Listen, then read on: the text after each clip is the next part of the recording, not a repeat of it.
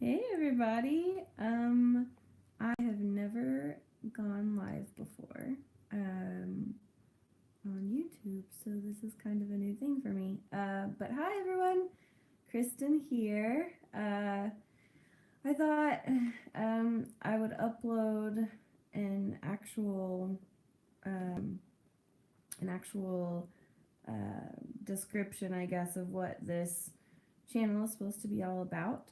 So for those of you following me or subscribed, or maybe you're just searching for um, small fiber polyneuropathy and this came up, whatever it is, thank you for tuning in, and hopefully you enjoy this channel. My goal with this channel is to, I guess, help others understand what small fiber polyneuropathy is, kind of educate the general population about what the idiopathic kind is, which is actually, I believe, a lot of it's autoimmune, um, and just kind of share my journey with everybody and update people who would like to pray for me. And we're also going to explore on this channel what suffering looks like as a believer and why do we have to go through suffering, and just how do you choose joy through the suffering, things like that. All kinds of different topics I'm hoping to cover. So I don't know, I've been praying and thinking a lot about starting up a YouTube channel. I just hadn't done it yet, and so but now I am. So thanks for everybody who's joining me, and or even if you're listening in the archives later, thank you so much, um, because your support means a lot right now, because I don't really know what I'm doing on the whole starting a YouTube thing. But I thought it would be fun, and why not while the girls are at school. A little bit about me. So you kind of know the intent of this channel. So I thought I'd introduce myself. A lot of you following me probably already know me, uh, but in case you're following this and you don't, then here's a little bit about me. I am a wife to my awesome husband Tim. We've been married for, it'll be, oh man, it'll be 9 years, I'm pretty sure. 9 years this May, and yeah, we have two beautiful little girls. Alyssa is our oldest, and Briella is our second child. And um, Alyssa is just very our definitely a firstborn. She's like our type A child who's very logical, and she's definitely she definitely loves to read. She loves to, both girls, we love to play games together. Briella is actually has kind of a firstborn personality, I guess you could say. But she's our artistic one. She's very artistic, loves to draw, loves to get messy, loves to paint. They both love doing sports. Basketball's kind of their jam right now. Um, just different. It's just interesting how different your kids come out, I guess. But anyway, that's kind of, I guess, an overall gist of what our family is like. And yeah, when I'm not dealing with my chronic illness, or lying in bed in pain, or having a really rough day, I'm spending my time usually with my family, or extended family, or friends. That's like my favorite all-time thing to do, is spend time with people, because at the end of the day, I believe that how you loved God and how you love others is what matters. So I try and teach my kids that through all of the junk that we go through as a family, and um, a lot of it's because of my health issues, and that's something else I want to talk about too, is just like being a mom, I guess, and having to go through chronic health issues, and how hard that is, but at the same time, how you can find joy in the midst of your pain. So, I know the first video that I uploaded was pretty intense, but I don't know. I just wanted to share how I was doing with people, so that mainly so people could pray for me, because a lot of people had been asking. But this is kind of, I know it's my second upload, but this is kind of the welcome upload for people. Um, so, as far as, I guess I'll just go ahead and go through what my different health complications, I guess you could call them, or my different diagnoses are. So I've got three main things going on. First one, I would say the worst one for me, is the small fiber polyneuropathy. That's because it's so painful, and so that kind of consumes a lot of, I guess, how I think about my day, how I go about my day, that kind of thing. So I would say that's probably the worst diagnosis for me, because that's the one that is most painful, and pain really affects your quality of life. So yeah, that's been the hardest. That's the one that took 8 years to get a diagnosis for, and I'll go through my different diagnosis stories in just a second. But my second, so that's my first one, small fiber polyneuropathy. My second diagnosis is migraine. Well, yeah, we'll just say migraine headaches. And usually those are pretty well controlled, though. Those were fairly easy to diagnose early on, so there's not much of a story there. They hurt, but they're manageable. My third diagnosis is what my endocrinologist thinks is early onset Addison's disease, which also people call it adrenal insufficiency. That's what doctors, I think, are tending to call it more nowadays. But that one's hard to deal with too, because sometimes the neurological deficit can kind of overlap with the hormonal one, because sometimes symptoms can be pretty similar. And so those are probably the two that I'm going to talk about the most on this channel, just because they're the hardest. I think they're the hardest for me. They're the hardest to manage. And so those are the most challenging things in my life, that I have to work around them, or just kind of plan around them, I guess. So anyway, on another note, I guess I should probably go over my diagnosis stories. So we'll start with the small fiber polyneuropathy. So I call it SFPN for short, small fiber polyneuropathy. They're pretty sure mine is autoimmune, which is a good thing, because there is a treatment out there that I'm actually going to go see a doctor about. March 18th is when I'm going to see him, and he's all the way up in Massachusetts or New Hampshire. I'm seeing him in New Hampshire, but I have to fly in through Boston. Anyway, so I'm going to go see this awesome neurologist who just specializes in SFPN, small fiber polyneuropathy. It's a mouthful. And just the autoimmune kind. So he only takes patients if he thinks that you're an autoimmune candidate. And hopefully we can get some kind of treatment going, instead of just band-aiding over with pain medicine, or my device in my back, which has been very helpful, but I mean, yeah, it only goes so far.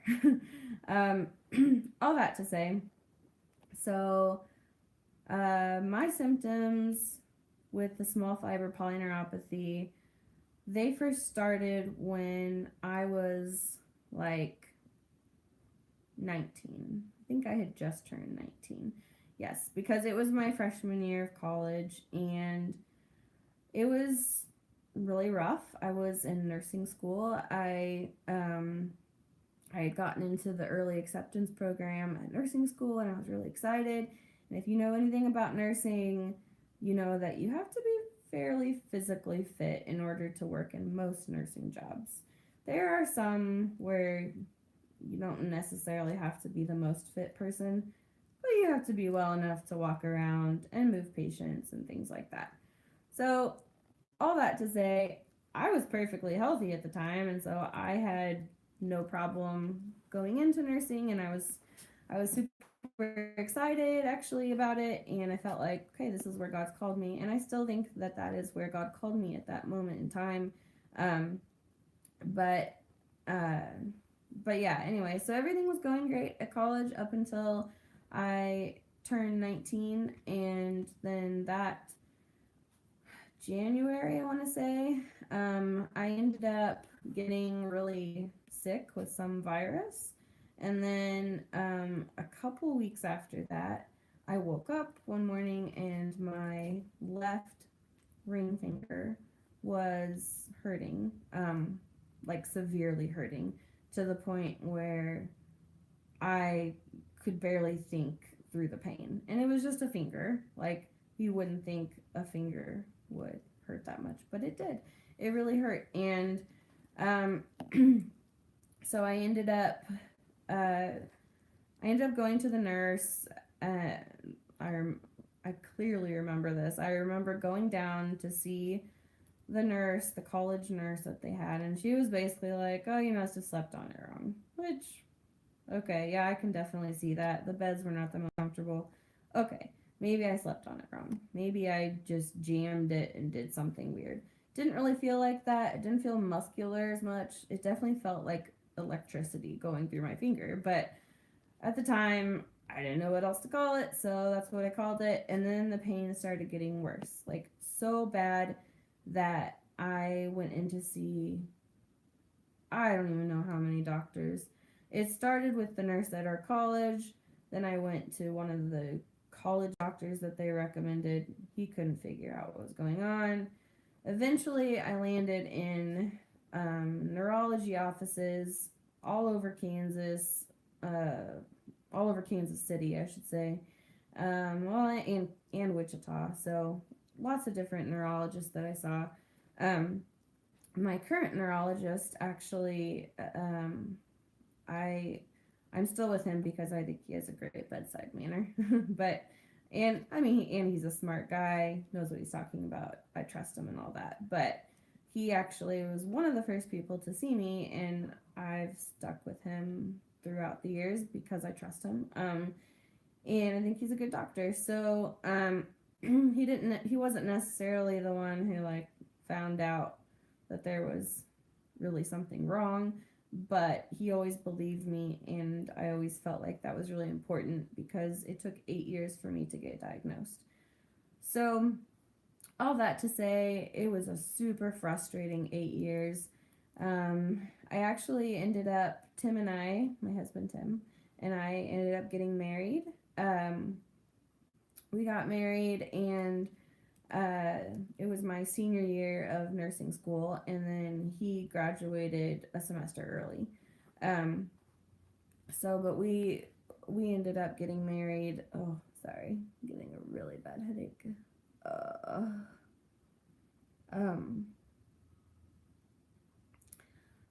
Where's you out? But anyway, we ended up getting married my senior year of college. So in nursing school, I was still in nursing school basically when we got married, and I also was having really strange symptoms that just kind of gradually kept getting worse. Like my left arm started hurting, then both my arms started hurting. I definitely noticed it first on my left side, and then gradually they both started hurting, especially on the ring fingers.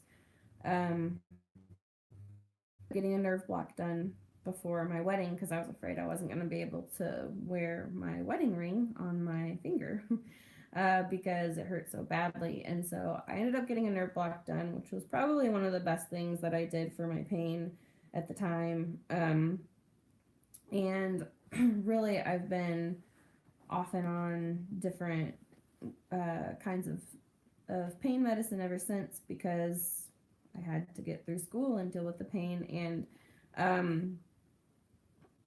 And so yeah, anyway, it's a very painful, small fiber polyneuropathy is a very painful disease. It's been said it's one of the most painful diseases that you can have, just like long term. It can be a degenerative kind of condition where it can either get better, it can, which has not been the case for me, except during my pregnancies, which we'll get to that later. But anyway, that's kind of why they think it's autoimmune and think different things like that kind of suggest autoimmune problems. So anyway, yeah. So it took 8 years to get an actual diagnosis for small fiber polyneuropathy. Everybody just kept saying, oh, it's peripheral neuropathy, which is a very generalized term, and that doesn't really help you in the way of treatments or, I mean, it's, sometimes I kind of felt like it was a doctor's way of saying, we have no clue what this is, but this is what it sounds like, so this is what we're going to call it in your chart, because we don't know. And it was either, oh, it's a peripheral neuropathy, especially if it was at a neurology office, which it is a peripheral neuropathy, but there's an underlying like disease too. It's not like due to diabetes or something. And it got very frustrating for me when I was going through those 8 years because I was in tons of pain and nobody could really tell me why. And that was extremely hard. That was so hard. I felt like people didn't believe me. I had doctors that actually told me it was all in my head. I did have those doctors. I know people say that, and it's like, oh, are doctors really that cruel? Yeah, some of them are. And some of them aren't. Some of them, like, I have some incredible doctors. Today, I have an amazing family care doctor who I trust with my life, and I have an amazing neurologist and endocrinologist. There are good doctors out there, but you have to look for them sometimes, especially if you're going through something where they can't figure you out. And this happens more often than people would like to think. I've talked to a lot of people who have chronic health issues that a lot of doctors haven't been able to figure out, and it is so frustrating for patients when they're going through very real and dire circumstances, things that are affecting their quality of life so much, and then they have to wait months on end to see a specialist, and then when they get in to see the specialist either A, doesn't really believe them, or B, chalks it up to, well, since I don't know what it is, then maybe it's like a mental health issue. Maybe, well, we'll just blame it on anxiety or depression. And it's just so frustrating because I guess what I would say to people out there is, if you know something is going on with your body, when something's wrong. Your body is telling you by sending you pain signals or various symptoms. And so if you know that something is wrong, you need to keep pursuing it, I guess is what I would say. Don't just chalk it up to, you know what, I've seen so many doctors over the years and I'm just gonna not pursue it anymore, or I'm just gonna give up, or don't do that, because there are good doctors out there that really truly do want to help you, and even if they can't figure it out, they believe you, and they they'll stand by you. So there are good doctors out there, so hang in there is what I would say to people. And yeah, that's how I would encourage all of you out there that are struggling with a doctor right now, just go find a new one if your insurance pays for it. And if it doesn't, then I don't know. Do everything you can to get to a new doctor, and schedule with a bunch of different doctors. Don't just stick with one and say, okay, well, I've seen 10 doctors and they all told me this. Like, I honestly have been to that point where I just wanted to give up and say, you know what, I've seen 20 doctors, 20 different neurologists, and none of them can figure me out, and so I just want to give up. But I'm so glad I didn't, because then I wouldn't get to go see this amazing doctor up at Massachusetts General and maybe even get into a trial with him. So don't give up. Yeah, just don't give up, because you never know. You never know what the future holds. So anyway, little side note there, but all that to say, sorry, back to my diagnosis story. So we got married in 2010, and May 2010, and my symptoms kind of got a lot worse about a year after we were married. I noticed that I would just feel a little more weak in my arms, and kind of weird symptoms like that. It wasn't really numbness as much. It was more like, I guess how I describe it to people is a crushing pain. It's like a crushing sensation that, or an electric kind of sensation that goes through my arms. It's kind of like electricity combined with this crushing sensation on my arms and my legs. And anyway, it was super discouraging because I had just graduated from nursing school and I wanted to continue working as a nurse, and I was working for a hospice that I really, really enjoyed, and I just couldn't physically do it anymore. I was having to be on call a lot on the weekends, which was fine with me, but it was too much for my body, and I knew it, and so I ended up having to quit that job a lot sooner than I wanted to. And then I tried to work for a company that had kids, like a pediatric home health agency, basically, which was kind of my dream job, to be honest with you. And I was really excited about it. It was going to be a little less hours, and then when I ended up like working for the pediatric home health agency, my symptoms just really exploded at that point, I guess you could say. And I ended up having to altogether quit nursing, and which was so hard for me, because here I had just graduated from nursing school. I loved it so much, and it was so discouraging.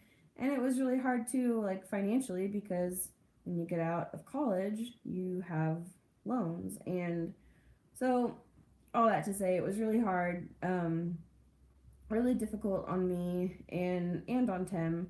And I didn't really feel like I was disabled necessarily, because you can get your loans forgiven if you're disabled.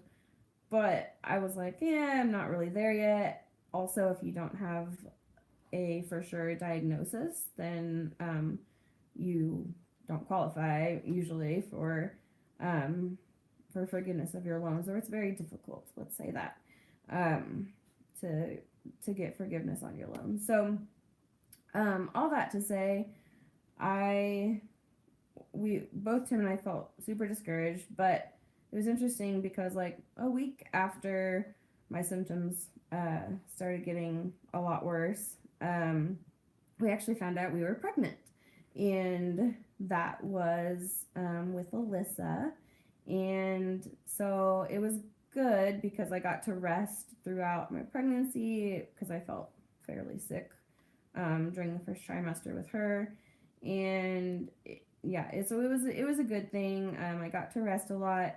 I actually felt like my symptoms decreased quite a bit when I was pregnant with Alyssa, which was nice because I got off of quite a few different medicines that I had been on. Same thing happened with our second child, Briella. And so anyway, after I had Alyssa, my symptoms kind of got worse for about a year. Well, not quite a year, maybe a little bit less than a year. And then we ended up moving back to Wichita because we wanted to be closer. We just had a baby, wanted to be closer to both sides of the family. So we came back to Wichita, and we ended up buying a house, and Tim was working for Coke, and everything was going great. And all of a sudden, everything kind of fell apart. Tim lost his job in July? Maybe it was July. July 23rd? That sounds right. We had just found out we were pregnant with Briella. So there went the health insurance.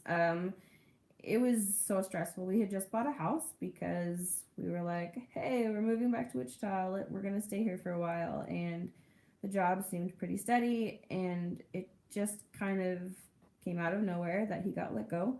And it was really a bad time. It was really hard. And then when I was 27 weeks along, Tim was jobless, felt like we were about to lose our house, and if it hadn't been for the help of family, we would have. And honestly, family and like a lot of friends stepped up to the plate and helped us with a lot of different things. But all that to say, I don't know if the stress triggered it. I don't know what it was. Preeclampsia just happens, but that's what I ended up getting with Briella. So at 27 weeks, we were told to go into the hospital and pack our bags because we'd be there definitely for a couple of days, if not longer. We ended up going into the hospital, and we ended up basically being told that we were going to have to deliver because my brain was swelling to the point where I could have a seizure, and if I had a seizure, Briella would most certainly, it was like a 90% chance or something crazy that she wouldn't make it, and then there was like a 20% chance that I wouldn't make it. So obviously we had to deliver. It was a very high risk situation. I was put on magnesium, pretty much everything that you can think of that goes bad in the birth scenario. Pretty much everything went bad except for I actually ended up knowing, I remember this, I prayed that the Lord would just like give me a break on something. God, like I need to know you're here. And in walked a gal, a nurse who I knew from a couple of our high school friends. And so anyway, she walked in and she prayed with me, and immediately I just felt God's presence, and I knew that he was there. I mean, I knew he was there, but I guess I felt that he was there, which was kind of nice because, you know, not all the time do you get to feel like there, even though you know he is. Sometimes it's hard if you don't feel it all the time. So, all that to say, the nurse came in and prayed with me, and basically I was whisked off within like 12 hours to go get a C-section done. Briella was born. She was born at 27 weeks and 3 days, I think. She was 2 pounds, 4 ounces, which was actually pretty big for a 27 weeker. And she was in the NICU, and that's when all my issues started with the cortisol problem. So it was a very frustrating time because again, nobody knew what was wrong with me in a lot of different ways. And yeah, one of those ways was, I think that was that after? It was like around that same time that I was diagnosed with the small fiber polyneuropathy. Actually, no, I wasn't diagnosed with it yet. Sorry, I'm trying to think through the timeline.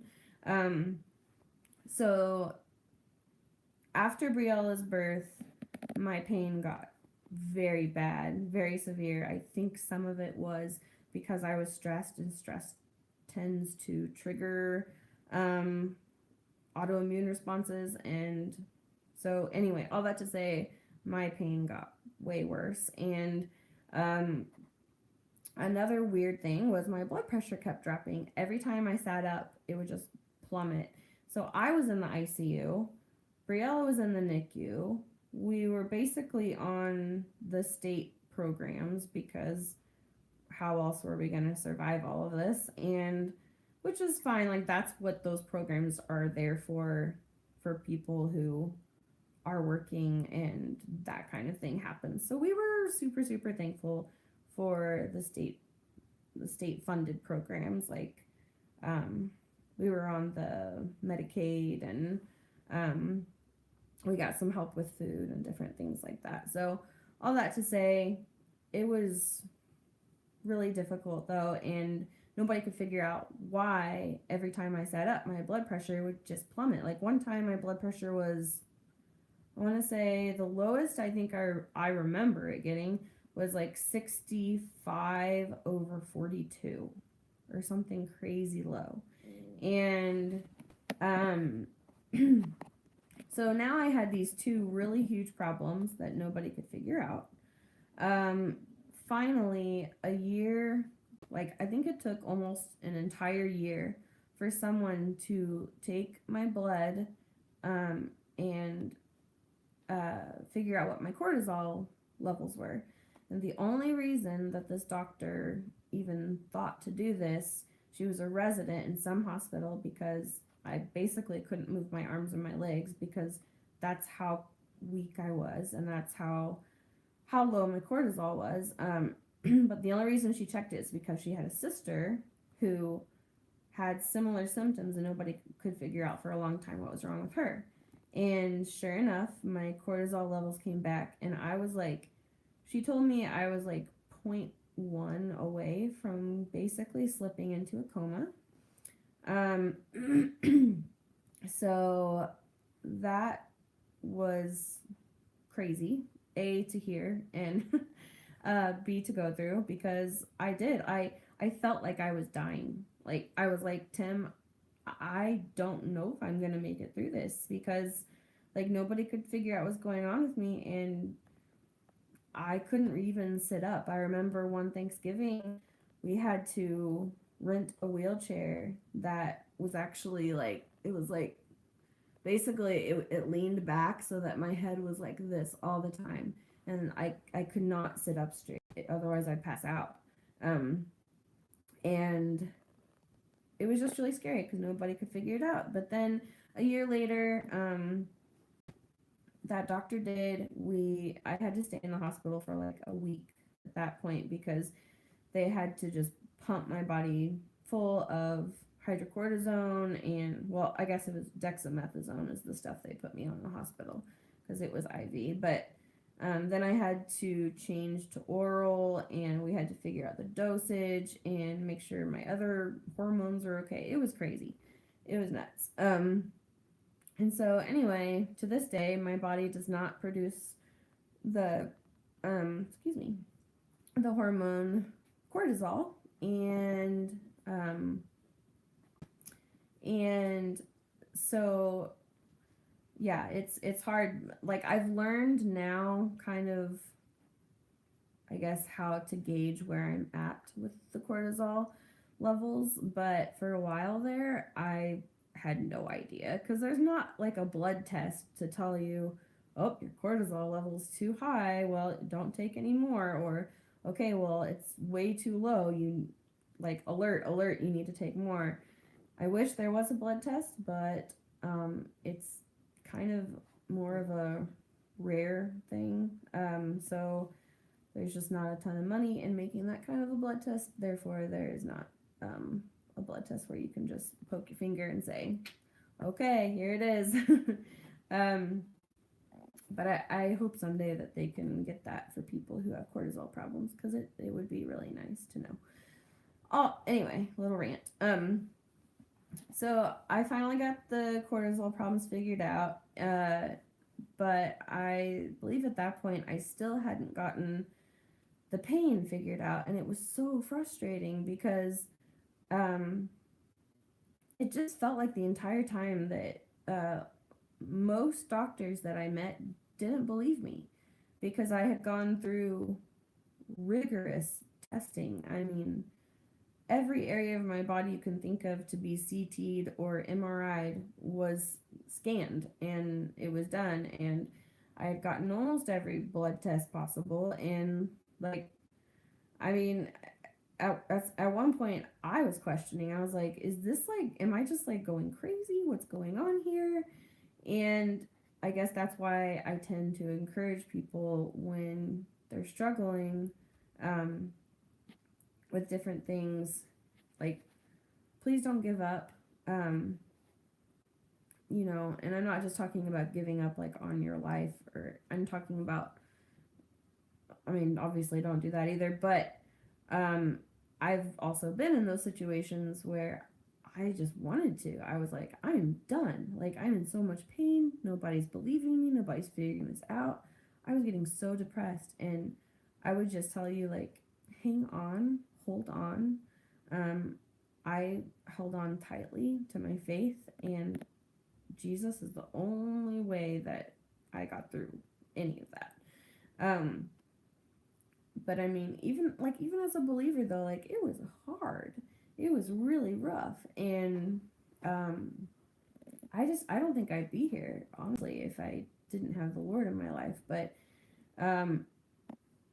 you know, I can definitely see how people can have like a psychotic break through all of that, or really struggle with suicidal tendencies, or like I've been in those really, really dark moments. And anyway, I just want to tell you, if you're watching this, please don't give up. And don't give up going to see doctors either, because there are good doctors out there. All that to say, I was about to give up. I was to the point where I was like, you know what, just forget it. I don't know. I'm just going to call it peripheral neuropathy like everyone else, because I've had it. I'm done. You know, so that's pretty much where I was at with it. Or fibromyalgia was the other thing that I kept thinking. I was like, you know what, I'll just say it's fibromyalgia. Maybe that's what it is. It does hurt in certain places. I don't know. My symptoms didn't really seem to match that quite as much, and the pain seemed a lot different. Like, it wasn't muscular as much as it was like neuropathic. I think there's a little bit of a difference there, but but I don't know. I mean, it just seemed like, honestly, an easier out at that point, because I just wanted some diagnosis so that people believed me and so I could move on with my life. And it wasn't the right diagnosis, but that's where my head was at with it, because I was so done. I was just so done with seeing doctors and getting tests done and everything, and just, it was beyond frustrating. Sorry, I'm having a bad headache right now.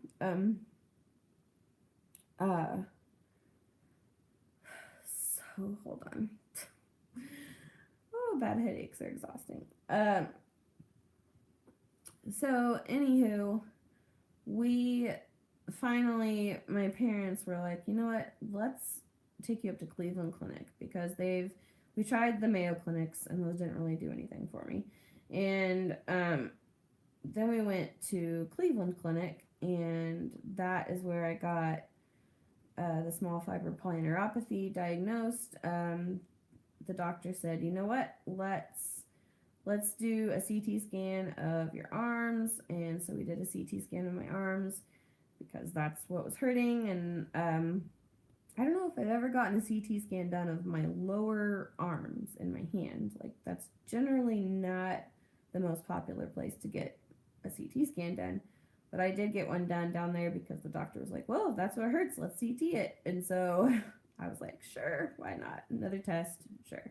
And so we went ahead and did it, and I'm so glad we did, because at first when the results came back, the person who read my results, the radiologist, thought that I had CIDP based on what, I guess, based on like what the results said, because to him, he thought that it looked like scar tissue was on my small nerve fibers, which it does look that way on the CT scan, and to this day I still call it scar tissue because that's what the radiologist still called it, like in his notes and everything. And so the results for that didn't come back until after we had flown home from Cleveland Clinic. I live in Kansas, Wichita, Kansas, and so we ended up having to actually go back. I think it was a couple months later. I remember it was really cold in Cleveland. And we saw a neurologist up there. My sweat test was mildly abnormal. They had this brand new test that insurance almost didn't pay for.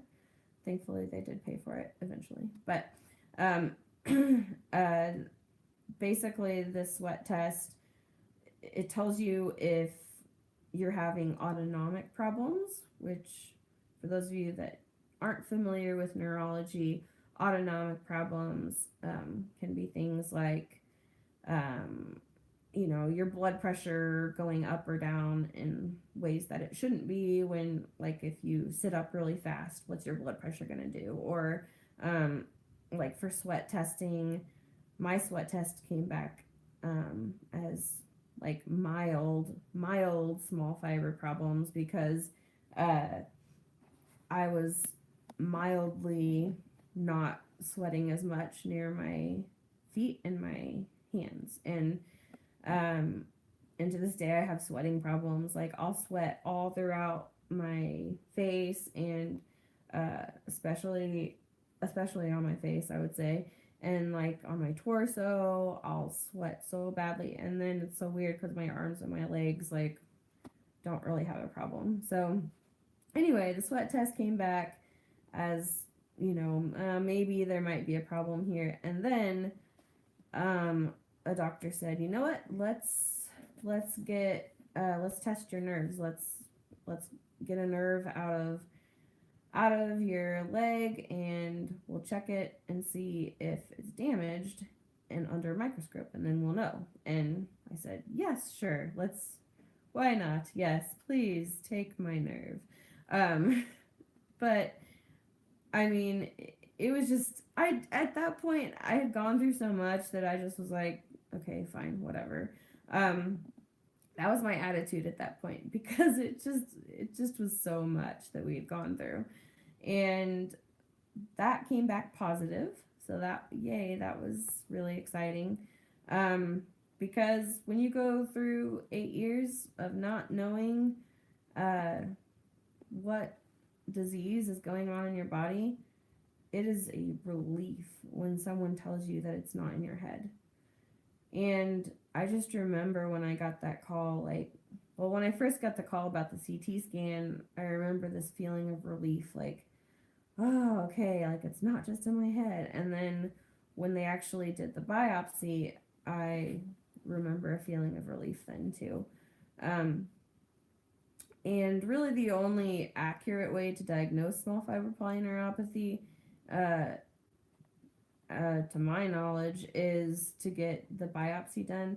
However, when you get a biopsy done, if it comes back positive, obviously, yes, you have the disease. But if it comes back negative, you could still have the disease, but it just might not have taken have taken, I don't know, it basically it's not severe enough to show up yet on a microscope because that's how tiny these little tiny small nerve fibers are. It's called small fiber polyneuropathy for a reason because they're so tiny, and they kind of look like little hairs or something. Is how I would describe these nerve endings, but they're so like teeny tiny that they're, I mean, even under a microscope it's hard to see. So, which is also why EMGs and other nerve tests that test your large nerve fibers cannot accurately diagnose small fiber diseases. They just can't. They can't detect those teeny tiny little fibers. So all that to say, my EMGs came back totally normal. Like the test where they basically prick your muscle and read it on the screen, and it'll tell you how your muscle's reacting and how your nerves are reacting and different things like that. Mine always came back great, which was always so frustrating for me, as you can imagine, after all those years of pain. So all that to say, I finally got a diagnosis. Finally, I realized, okay, it's small fiber polyneuropathy. I have a name to call this awful disease, and I've been officially diagnosed now for 3 years, I want to say, and it's just nice to actually have a name, a correct name to put to it. But I mean, it's hard. It is rough going through chronic health conditions. It's constantly on my mind because I'm constantly in pain. It's something that I have to choose to not think about, which is pretty difficult to do. I have to be on hydrocortisone the rest of my life because my body doesn't produce it. And I can't stand the side effects, but I'm so grateful for that medicine because that medicine literally, I mean, without that, I wouldn't be here. Probably be in a coma right now, actually, without that resident doctor.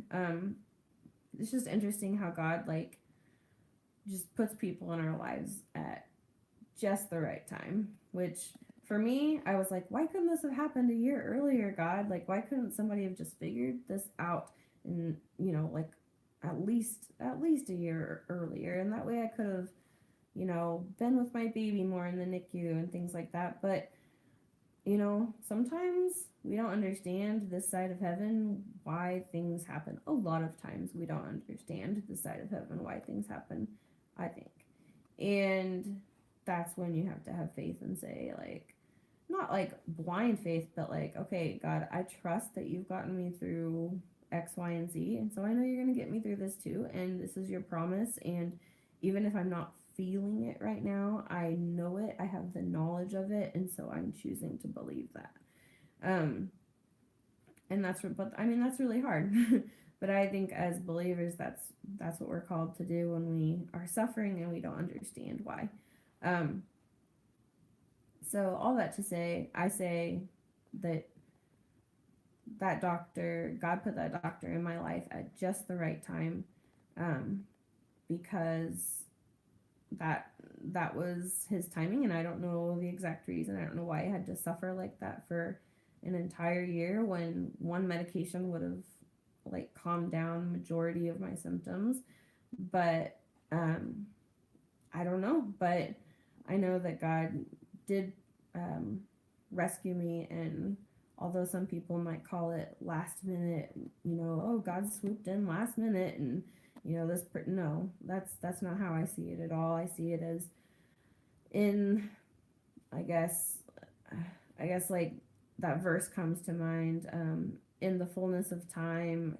I don't remember where that verse is from, but it says, like, basically in the fullness of time Christ came, and I have to believe that as one of God's children, in the fullness of time,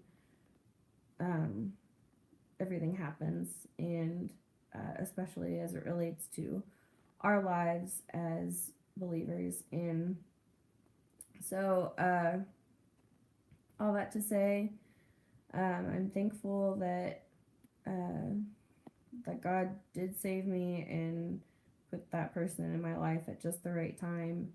And there have been so many encouraging stories that I could share with you along the way that I'll have to share with you at another time, because this update is going way longer than I thought it would. Of course.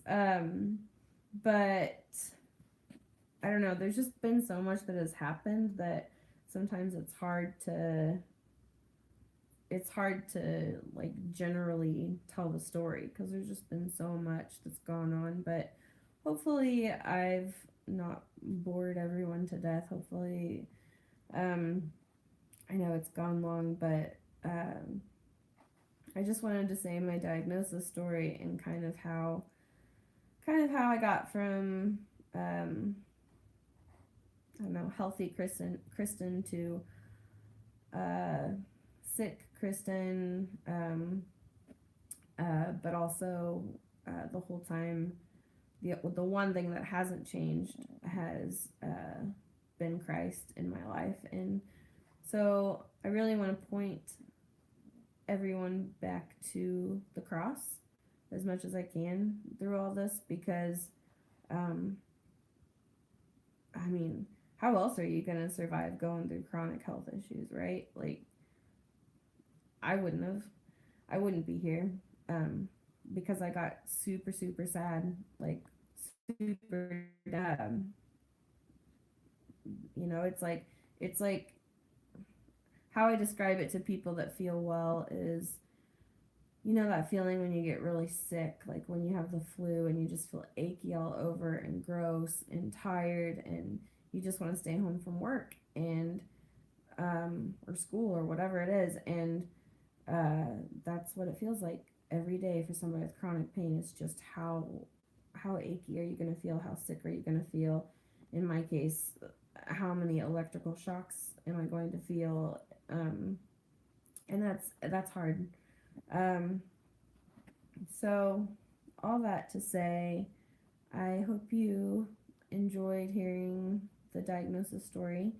That's how I was diagnosed, was with a biopsy, and a CT scan kind of led them to go through with the biopsy, and encouraged me to go ahead and let them do it too, because it's a little scary having somebody say, "Oh, I'm gonna take a nerve out of your leg." Like, what? But it's actually not as bad as it sounds. So, yeah, it was totally worth it though for me, even though there's no cure for small fiber polyneuropathy. I'm able to get insurance companies to work with me more on things. I was able to get my loans forgiven, which was good, because I can't work at all, because my body's just so out of whack. And so yeah, it's been a battle and a journey, and we've gone through all sorts of crazy, but God's led us to a place of peace now where we can kind of breathe a little bit more. And although it's been really challenging at times, and it still is challenging, but at least I'm not like in a wheelchair like this. Like, at least I can get out and still do things with the girls and with Tim and be a mom.